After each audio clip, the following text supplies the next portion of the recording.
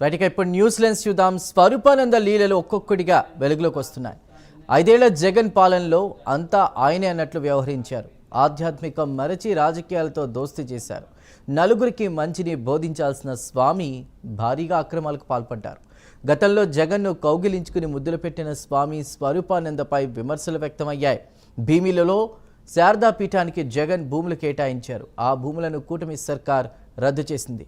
తిరుమలలోనూ కొంత భూమి కబ్జా చేసి నిర్మాణాలు చేపట్టారు. తాజాగా ఆ అనుమతులను టీటీడీ రద్దు చేసింది. ఆధ్యాత్మిక కార్యక్రమాల కన్నా అక్రమాల ఆరోపణలే స్వరూపానంద భారీగా మూటగట్టుకున్నారు. మఠాధిపతులకు పీఠాధిపతులకు గుణపాఠంగా స్వరూపానంద వ్యవహారం ఉంది.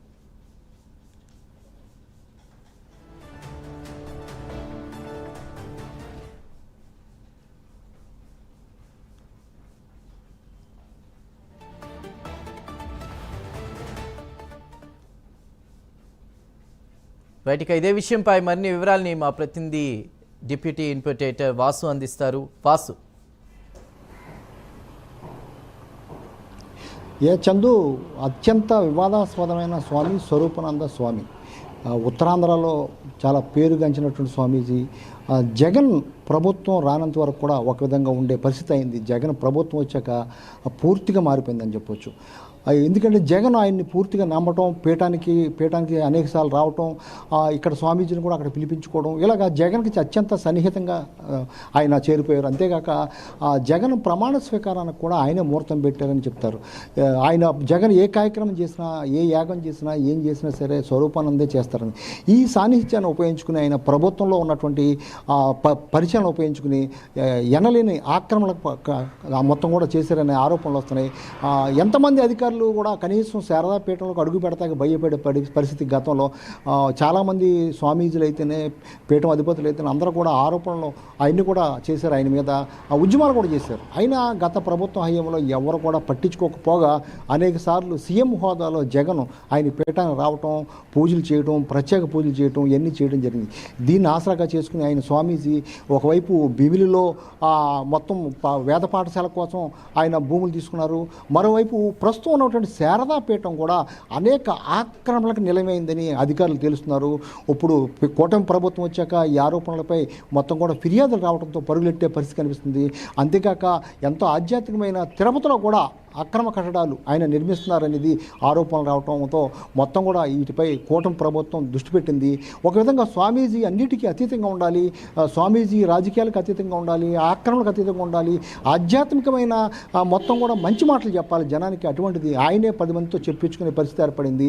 ఎందుకంటే జగన్ని ఆ స్వామీజీలు ఎవరినో కూడా ముట్టుకోవడం లేదా దూరంగా ఉంటారు, కొన్ని వాళ్ళకి నిబంధనలు ఉంటాయి. కానీ జగన్ని ముద్దులాడి చాలా వివాదాస్పదమయ్యారు.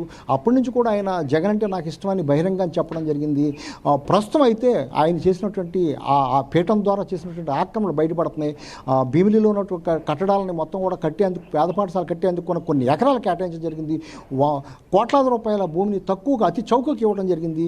ఆ కూటమి ప్రభుత్వం రాగానే దీని మీద విచారణ చేపట్టడం, దానిపై ఆందోళన చేయడం, అది రద్దు చేయడం జరిగింది. అదేవిధంగా తిరుపతి కూడా మనందరూ తెలుసు, తిరుపతిలో ఎంతో పవిత్రమైన తిరుపతిలో కూడా ఇదే విధంగా ఆక్రమణలు చేయటం, కట్టడాలు కట్టడంతో స్వామీజీలు అందరూ కూడా ధర్నాలు చేయటం, ఆందోళన చేయటం, జనసేన నాయకులు మొత్తం అందరూ కూడా ఈ ఉద్యమంలో పాల్గొనడంతో అక్కడ కూడా ప్రభుత్వం చర్యలు తీసుకుంది.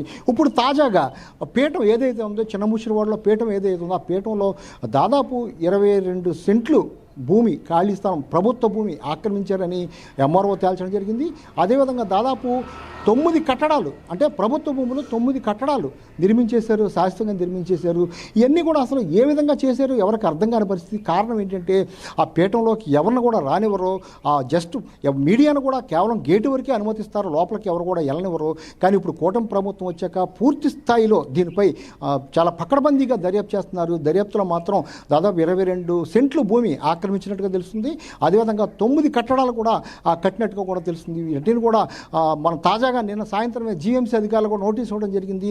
వారం రోజుల్లోగా మొత్తం కూడా ఈ కట్టడాలు కూల్చివేయాలి, తిరిగి ప్రభుత్వ భూమి ఆక్రమించుకున్నటువంటి భూమిని అప్పగించాలని కూడా హెచ్చరించడం జరిగింది. లేని పక్షంలో జీఎంసీఏ ఆ పని చేపడుతుందని కూడా చెప్పడం జరిగింది. అయితే స్వామీజీ ఇక్కడ లేరు, వేరే రాష్ట్రానికి వెళ్ళిపోయారు. అక్కడే ఏ పూజలు మొత్తాన్ని ఆయన ఆధ్యాత్మికంగా పూజలు ఉన్నారని చెప్తున్నారు. ఆ చిన్న స్వామీజీతోనే ఇక్కడ పీఠం నడుస్తుంది.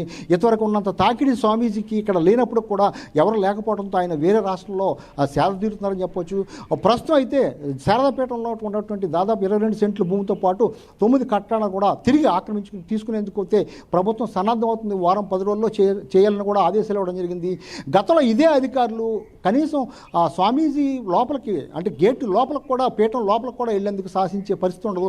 ఇప్పుడు కూడా ఆ పీఠం లోపల ఏం జరుగుతుంది అసలు మొత్తం కూడా విచారణ చేయాలని ఆ శ్రీనివాసానంద స్వామీజీ ఉత్తరాంధ్ర మా సాధు స్వామి పరిషత్తు అయినా మొత్తం వీళ్ళందరూ కూడా డిమాండ్ చేస్తున్నారు. ఎప్పటికైనా ప్రభుత్వం కలగ చేసుకుని ఈ స్వామీజీ ఆక్రమణల్ని అరికట్టాలని కూడా వారందరూ డిమాండ్ చేసే పరిస్థితి కనిపిస్తుంది. జీవీఎంసీ అయితే హెచ్చరించడం జరిగింది. వారం రోజుల్లో కనుక ఆ కట్టడాలు తొలగించకపోతే తామే తొలగిస్తామని చెప్పడం జరిగింది. 22 సెంట్ల భూమిని కూడా స్వాధీనం చేసుకునేందుకు ఆ రెవెన్యూ అధికారులు అయితే సిద్ధమవుతున్నారు. చందు.